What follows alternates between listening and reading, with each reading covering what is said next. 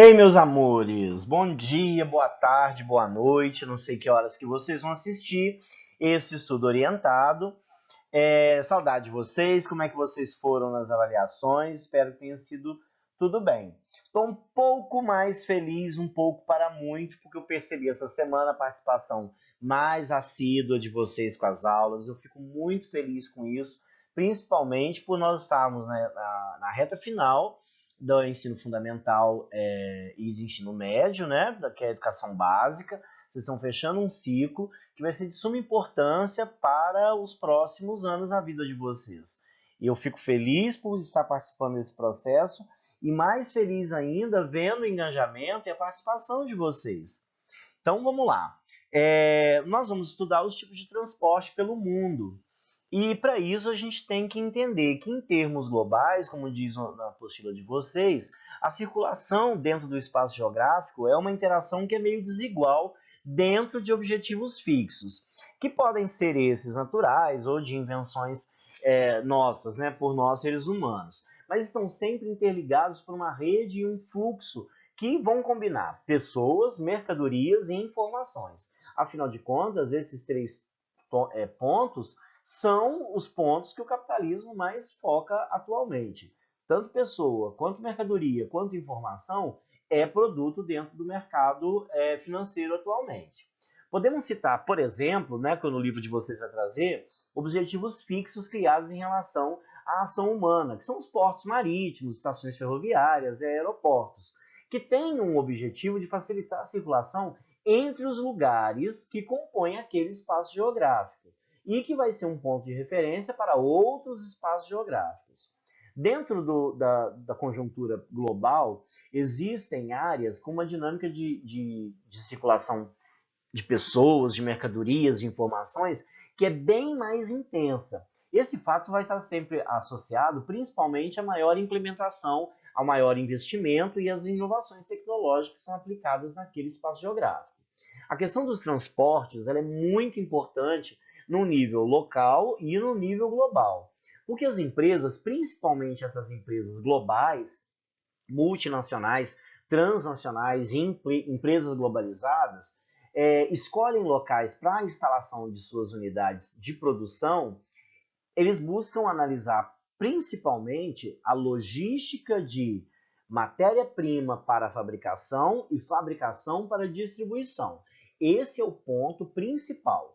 Quando a gente vai falar de informação, as empresas vão pensar de mão de obra humana. Então, onde eu tenho universidades, por exemplo, que focam na formação daquele grupo que eu vou precisar, e assim por diante. Assim, quanto melhor a infraestrutura dos transportes que vai ser oferecida, maior a possibilidade e a probabilidade dessas empresas buscarem uma determinada localidade para estar se instalando. E isso vai gerar mais investimento. Gerando mais investimento, vai melhorar o setor produtivo. Melhorando o setor produtivo, vai aumentar o número de empregos. E, por sua vez, a cadeia econômica ela se desenvolve muito, porque vai trazer desenvolvimento para toda aquela região.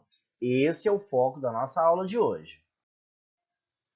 E nós podemos dividir, então, em categorias de transporte, em 5 grandes grupos: as hidrovias, as ferrovias, o transporte aéreo, os dutos e as ferrovias.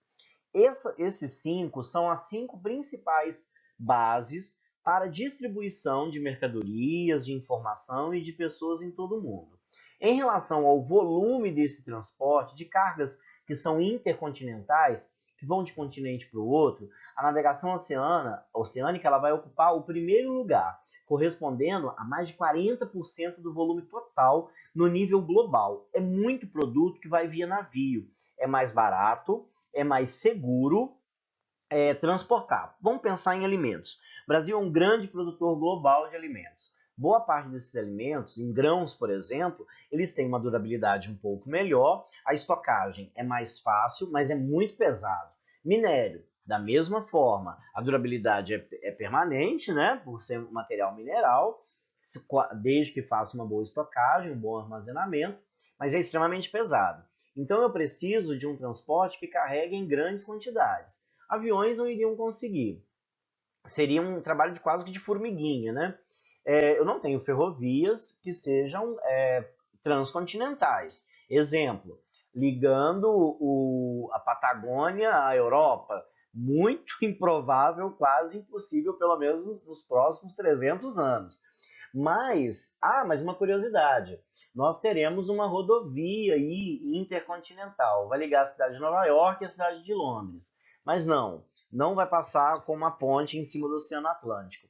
Na verdade, ela vai sair de Nova York, passar por todo o continente norte-americano, interligar via Alasca para a Rússia, via Estreito de Bering, e chegar até a Europa, passando por toda a Ásia e chegar até a cidade de Londres. Olha que interessante. Acredita-se, boa parte dessa rodovia já encontra-se inclusive em obras. Eles pensam que até 2030, 2035 eles conseguem fazer isso aí. Mas vamos lá. Sobre esses fluxos, eu tenho aqui nesse infográfico, mostrando para vocês, as rotas marítimas em uma largura proporcional à importância e o aumento desse tráfego, né? E nós vamos ter os estreitos, como é o caso do Estreito de Gibraltar, o Estreito de Magalhães, o Estreito de Sumba, e assim por diante.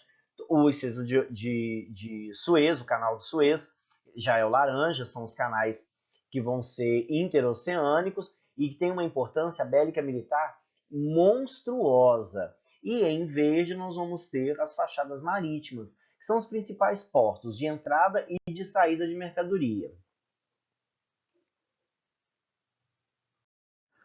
E como eu citei anteriormente, e no ano passado a gente estudou um pouquinho sobre isso, a importância do Canal de Suez e do próprio Oriente Médio como uma área estratégica global.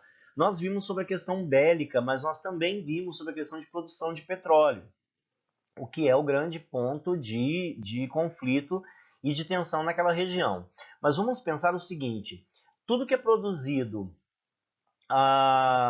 na Ásia, que a Europa vai comprar ou que a África vai comprar, vai passar de algum modo pelo Oriente Médio. O próprio nome já é muito implícito, né? Oriente Médio, metade do caminho rumo ao Oriente.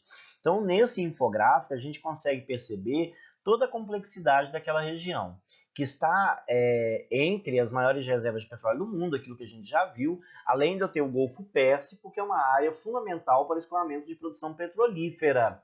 E, além da gente já ter estudado isso, nós vimos também sobre a importância bélico-militar. É um ponto estratégico interessantíssimo. Por isso nós temos tantas disputas e tantos conflitos naquela região.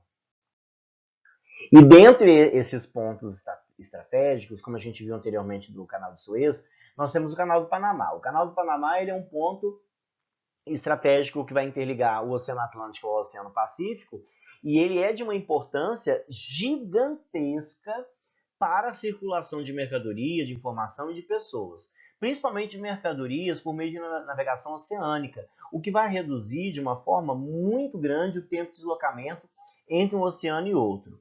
Em um nível mundial, o maior porto em movimentação de cargas é o porto de Rotterdam, na Holanda, localizado no Mar do Norte.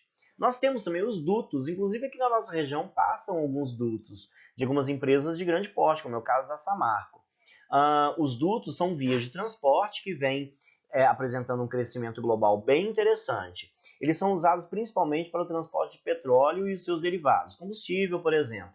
E no caso que a gente tem aqui, de minério de ferro, em grãos ou no caso de biocombustível. No norte do Brasil, nós temos de gás, que são os gasodutos. Etanol, aqui no Brasil, a gente está começando um processo de dutos para a distribuição de etanol. O uso do transporte aéreo ele vem crescendo muito no nível global. Após a Segunda Guerra Mundial, a aviação comercial ela se expandiu muito, criando uma plataforma de desenvolvimento extremamente interessante.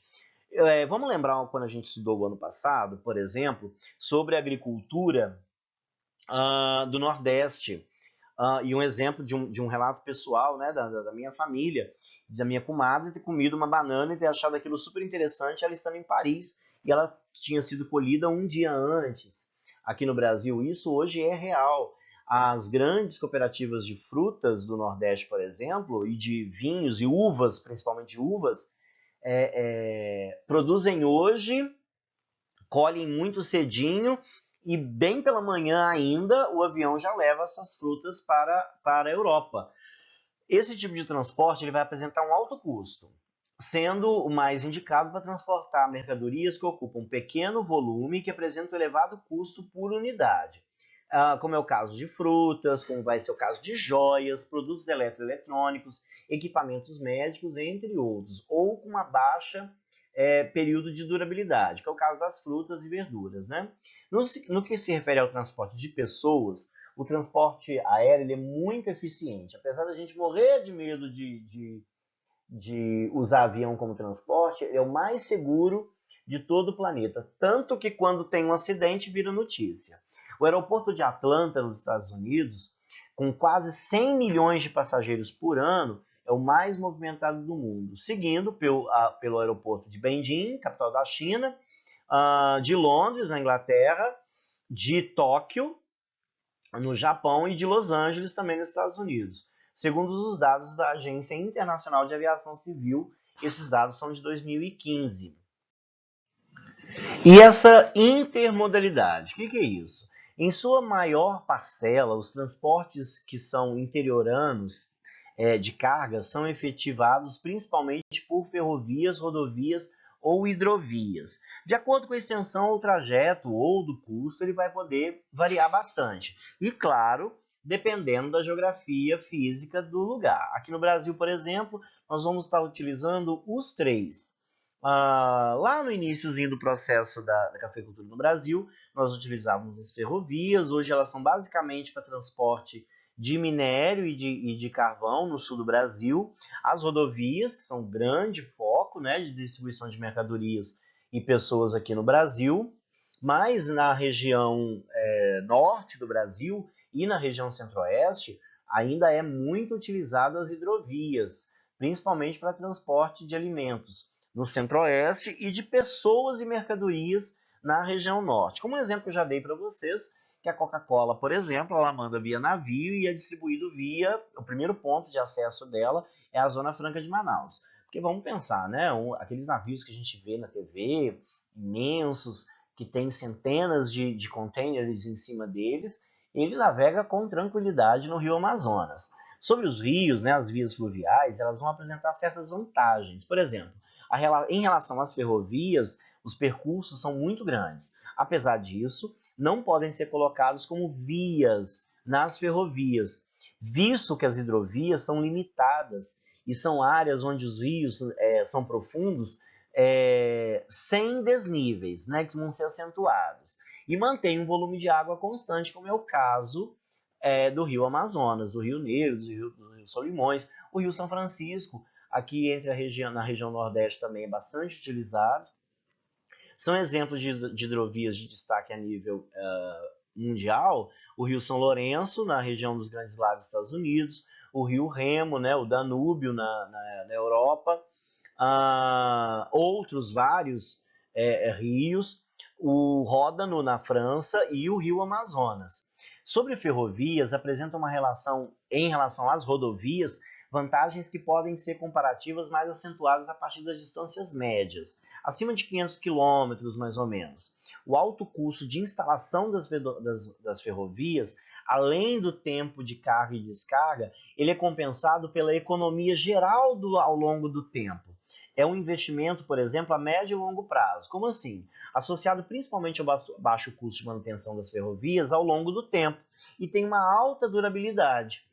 Sem contar que é muito mais barato o transporte via rodovias, porque o custo utilizado para esse transporte é muito menor. Eu tenho menor manutenção, eu tenho menor empregabilidade, então para a empresa vai baratear o produto e assim por diante.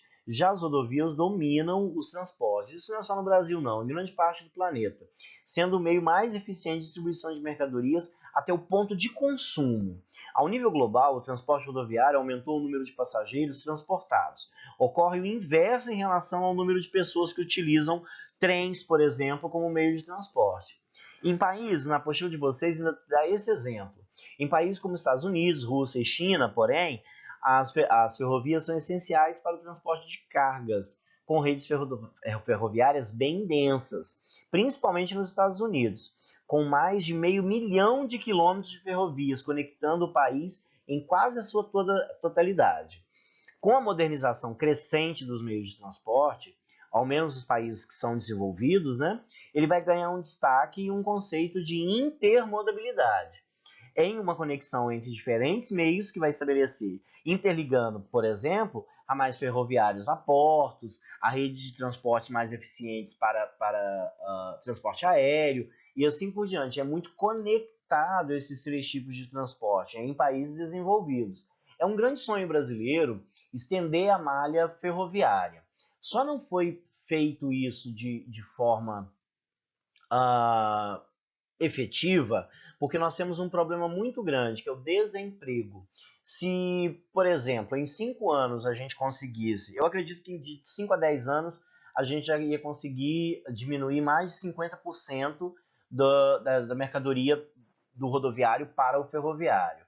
Por que que isso não é estimulado? Porque ia baratear pelo seguinte, o número de desemprego causado por essa mudança seria muito grande. Então, isso é uma coisa a se pensar a longo prazo. E temos aqui esse infográfico da apostila de vocês, que eu achei super interessante. Ele mostra cada uma das grandes formas de transporte, né, hidrovia, ferrovia e rodovia, as mais utilizadas em todo o mundo, né, das quatro, essas são as três. Quanto que é o consumo de combustível do transporte para cada tonelada, qual é a emissão de CO2 e qual é o dióxido de carbono que é emitido e também qual que é o tamanho desses comboios. Então, olha que interessante, em hidrovia, um comboio, por exemplo, é de 6.000 toneladas.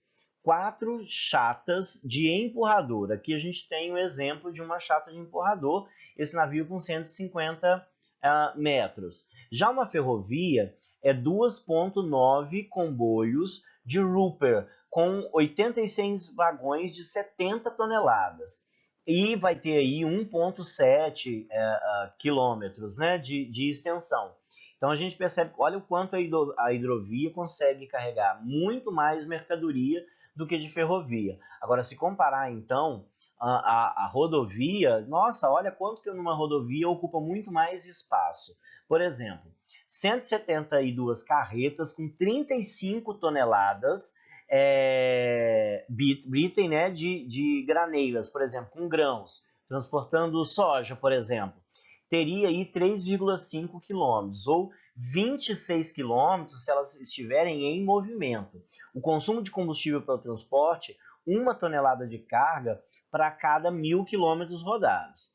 Na produção, na emissão de CO2 para transportar de uma carga para 1 quilômetro, para 1.000 quilômetros rodados, a hidrovia vai usar 4 litros, a ferrovia vai utilizar 6 litros e a rodovia 15 litros.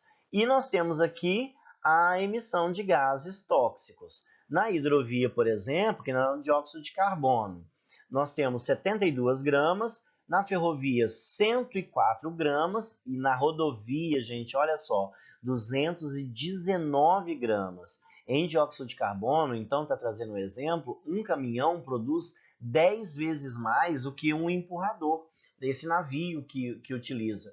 Então é extremamente muito mais sustentável no campo econômico, no campo ambiental, aquilo que a gente já aprendeu sobre o que de fato significa a palavra sustentabilidade, né? As hidrovias são extremamente mais interessantes. E vamos trabalhar? Muito bem, eu quero que vocês me respondam de uma forma bastante concisa. Gostei dos textos que eu recebi de vocês essa semana, então não precisa ser uma coisa muito extensa, mas é só para exercitar a produção textual de vocês dentro do foco e do conteúdo trabalhado na nossa disciplina. Primeiro, eu quero que vocês respondam dentro desse contexto estudado nesse estudo orientado de hoje, com base no material de vocês, qual meio de transporte global, né, deve aprimorar para melhorar na busca de melhor eficácia na distribuição de mercadorias do planeta. E a segunda pergunta, qual que é a importância econômica do Canal do Panamá para o continente americano? Bem simples, como se fosse o nosso testinho. eu vou dar um prazo para vocês até a semana que vem, dia 4 de maio, para vocês me mandarem a resposta. E vamos continuar desse jeitinho que a gente está fazendo, que está dando muito certo. Vocês vão mandar para mim até o dia 4 de maio, até o meio-dia e 20, combinado? Podem continuar mandando da forma que vocês estão mandando. Pode ser pelo WhatsApp, pode ser por e-mail, não tem problema nenhum, ok? Meus queridos, no mais é isso. Um beijo no coração de todo mundo. Até a próxima semana. Lembrando, qualquer dúvida, comentário, vocês têm meu contato. É só mandar mensagem para mim, que eu tiro com todo prazer. Estou à disposição de vocês. Pode ser que eu demore um pouquinho para responder. Algumas vezes eu vejo que eu recebi a mensagem de vocês e separo um tempinho depois para eu responder. Mas eu nunca deixo de responder vocês, tá bom? Um beijo no coração de todo mundo. Fiquem bem, se cuidem. A gente está num momento extremamente delicado desse processo da pandemia. Então eu preciso que vocês sejam saudáveis e bem. Beijo, fiquem bem e amo mais que Milton Santos, hein, galerinha?